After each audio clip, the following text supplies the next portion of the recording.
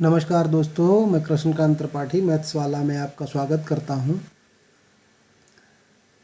यहाँ हम लोग पढ़ रहे हैं मैथ्स। आज हम लोग पढ़ेंगे रिकरिंग डेसिमल्स, आवर्त दशमलव भिन्न क्या होती है, जो कि रेलवे, बैंक, एसएससी में बहुत बार पूछा जाता है। तो उसका मतलब समझ लीजिए। इंग्लिश में है, अगर आप पढ़ना चाहते हैं, ए decimal in which a figure of set of figures is repeated continually is called a recurring or periodic or circulating decimals। Hindi वाले, वह दशमलव भिन्न जिसमें दशमलव के बाद एक या अधिक अंकों की पुनरावृत्ति, यानी कि एक अंक बार बार आता रहे या और 2 अंक 3 अंक आते रहें, आवर्त दशमलव भिन्न कहलाती है।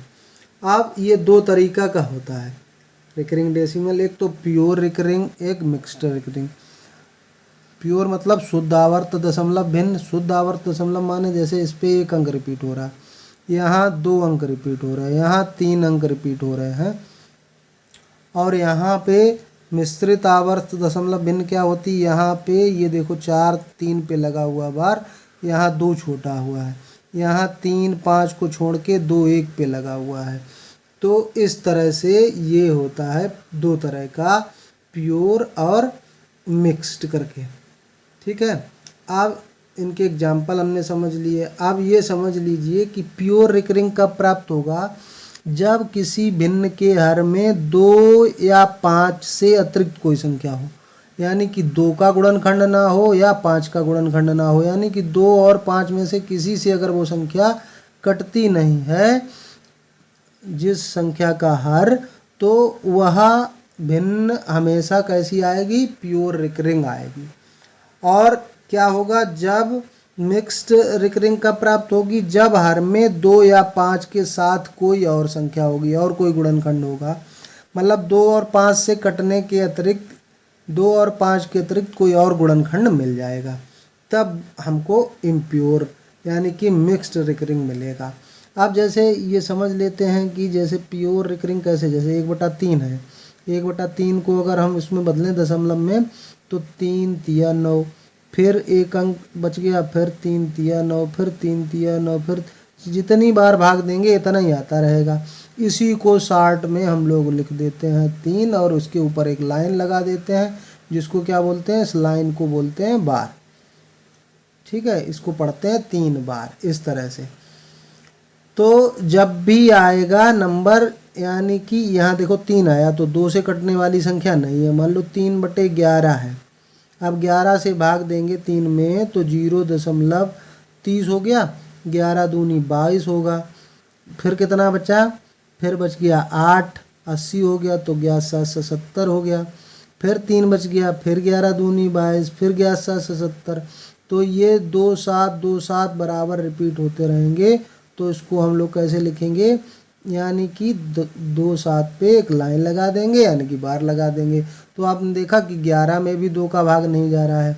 तो जब हर ऐसा होगा जिसमें 2 और 5 का भाग नहीं जाएगा, तब हमें क्या मिलेगा, शुद्ध आवर्त दशमलव भिन्न मिलेगी।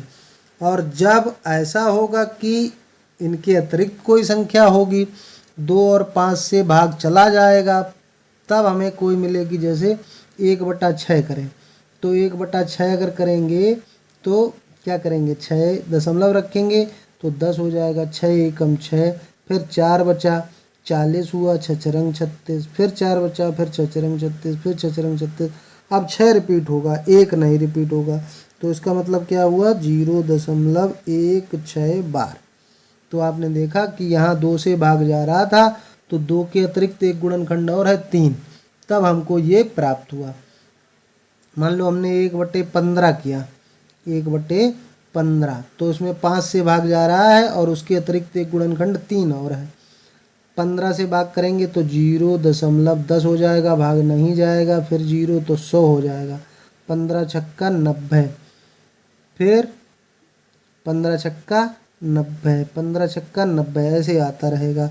तो क्या मिलेगा, 0.06 बार, यानी कि 6 रिपीट हो रहा है, 0 नहीं रिपीट हो रहा। तो आप समझ गए कि recurring number, pure recurring number कब मिलता है और मिक्स्ड रिकरिंग नंबर कब प्राप्त होता है। ये आप देख के ही पता कर सकते हैं। अगर कभी परीक्षा में हो सकता है ये भी पूछ दिया जाए। और कोई पूरी पूरी भिन्न कैसे विभाजित हो जाती है, यदि हर में क्या हो, यदि हर में 2 या 5 या 2 तथा 5 दोनों गुणनखंड हो, दोनों गुणनखंड हो, इसके अतिरिक्त कोई गुणनखंड ना हो, इनके अतिरिक्त कोई गुणनखंड ना हो, कोई गुणनखंड ना हो, तब हमें बिल्कुल शांत मिलेगी। शांत दशमलव भिन्न मतलब पूरी पूरी कट जाएगी। इस तरह से अंकों का रिपीटेशन नहीं होगा और पूरी पूरी विभाजित हो जाएगी, मतलब डॉट डॉट नहीं आएगा, एक ही अंक शेष नहीं बचेगा फिर कोई। अब देखेंगे हम लोग शुद्ध आवर्त दशमलव भिन्न को, प्योर रिकरिंग डेसिमल को कैसे सॉल्व करते हैं। जैसे ये दे दिया पहला नंबर कि 0.7 बार, इसको हल कीजिए, इसका भिन्न रूप लिखिए। तो क्या करना है, आपको जितने पे लगा हुआ जो संख्या दी गई है उसके नीचे जितने पे बार लगा हुआ है उतने 9 लिख देना है।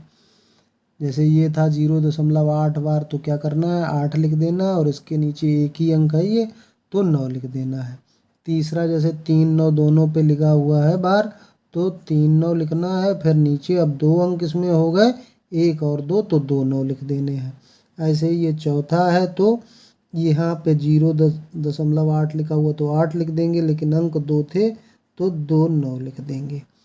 ये सवाल जो दिया गया है इसमें 3 1 2 तीनों पे बार लगा हुआ है, तो 312 लिखेंगे बटे 39 लिखेंगे, नीचे 3 बार 9 लिखेंगे। मतलब प्योर रिकरिंग नंबर अगर है तो जितने पे बार लगा हुआ है उतने ही 9 हर में लिख देते हैं, और उसको काट के सॉल्व करना चाहो तो सॉल्व कर लेते हैं, अगर कट जाए तो उसको सॉल्व कर लेते हैं। अब इम्प्योर वाला देखते हैं, उसमें थोड़ा नियम कुछ चेंज हो जाता है। अब देख लेते हैं मिक्स्ड। अगर मिक्स्ड रिकरिंग नंबर है, यानी कि 1 पे बार लगा हुआ, 2 पे बार लगा हुआ, कुछ अंक छूटे हैं, तो क्या करना है, पूरी संख्या को लिखना है, फिर जो छूटा अंक है उसको उस संख्या से घटा देना है।